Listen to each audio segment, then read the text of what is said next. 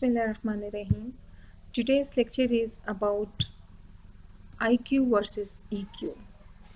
As we are familiar with the both terms, IQ, that is intelligent quotient, and represented by a score taken on one of the standardized intelligent test, and EQ, emotional quotient, which are the abilities of recognizing, understanding, and regulating our emotions. So in today's lecture, we will see how the both are differs, how they both are important for us. For long, IQ, as researchers have relied on intelligent quotient, intelligent test to measure what people know and how quickly they can solve problems using reasoning. So in IQ test, the questions given for the individual are actually constructed to know that how much people know, how much knowledge they have, and how quickly they can use that knowledge for reasoning and using reasoning for solving the problems given in the test. And then IQ quotient, the IQ score uh, provide us the base for deciding about any individual. Let's suppose a student, that how much intelligent he is and how better he can perform in education and how successful he would be in future in his professional life and social life.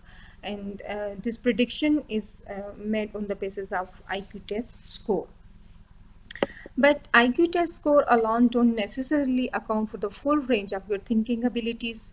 So we have a number of different set of skills, the intellectual abilities. So only IQ test score is not enough or not sufficient for making decision in the present and for prediction of success in the future.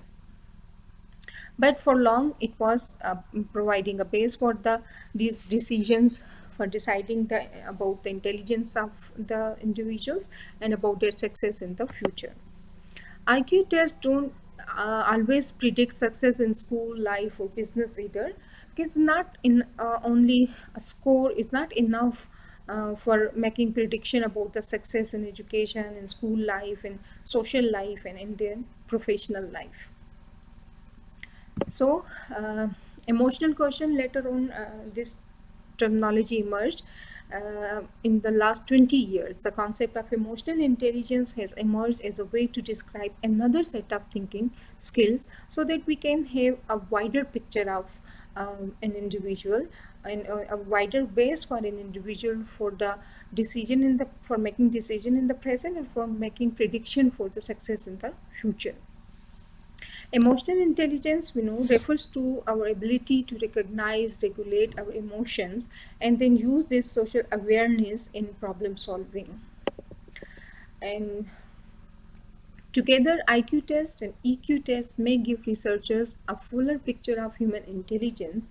And now, on the basis of this intelligence quotient, both IQ and EQ, it would be more trustworthy, it would be more predictable about the success of an individual in the future, about his or her performance in the future in education, in life relating matters, and in professional life, in job related matters. So both IQ and EQ are important. Like which abilities tell us that we have a good IQ, or a person with good IQ, a high IQ, which abilities and they have, that they can use the logic to solve problems, that they solve the problem very sensibly, and they can plan and strategize. They can excellently use the strategies for making a plan, and they can execute that plan very effectively, um, because they are having high IQ level. They can understand abstract ideas very quickly. They can catch the ideas very quickly. They can analyze those ideas very quickly within no time. They can learn and adapt to the change with ease. Can learn everything formally, informally, non-formally very easily, and they can adapt themselves into the change in their environment, relating to their social environment, their life, or their environment of the organization where they are, any institution where they are working. and they are very good in grasping in using language, and the person with high IQ level has the ability to grasp and use different languages. They can learn a new language, and they can use a language properly. They can have proper words in right time in the right place.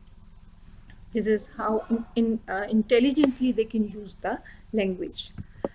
And on the other hand, which abilities represent the emotional quotient?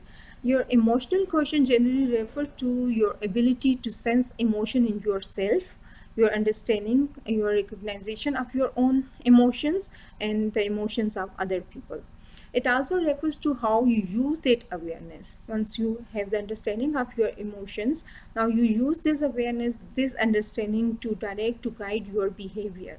That you have to behave properly in different situation, controlling your emotions. I mean emotion, if you are having a good emotional quotient, you will be able to behave properly in a situation, and without being influenced by your emotions.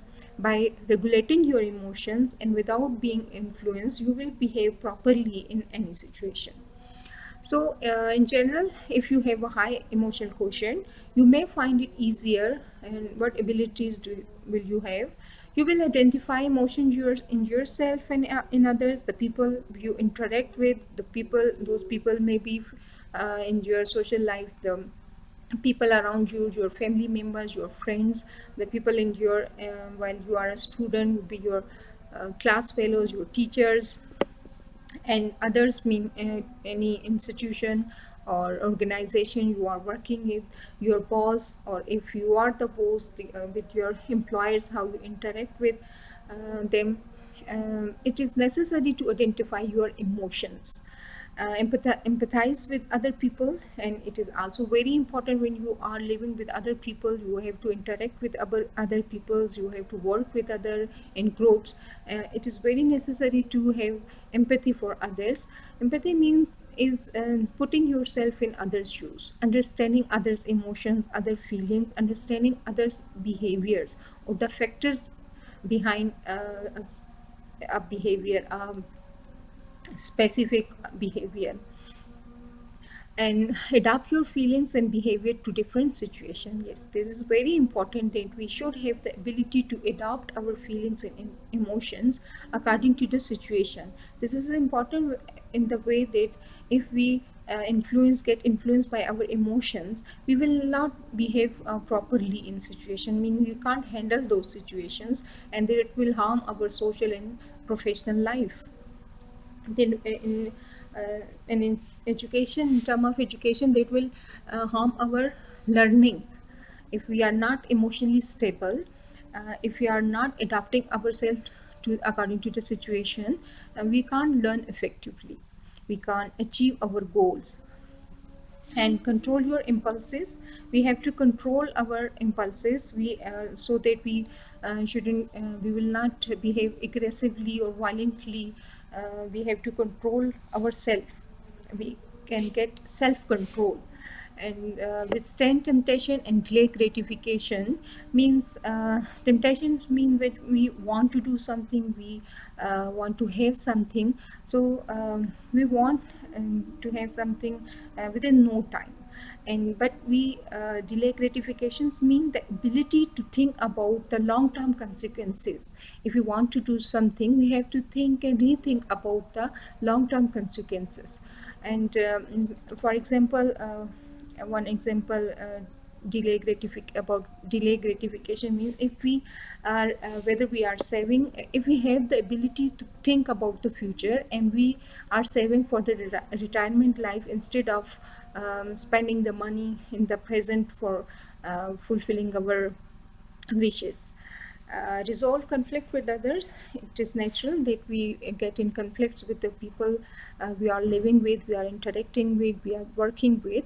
So if we are emotionally intelligent, we can resolve the conflicts by communicating effectively. The next ability is communication. Effective communication. Through effective communication, we can resolve the conflicts.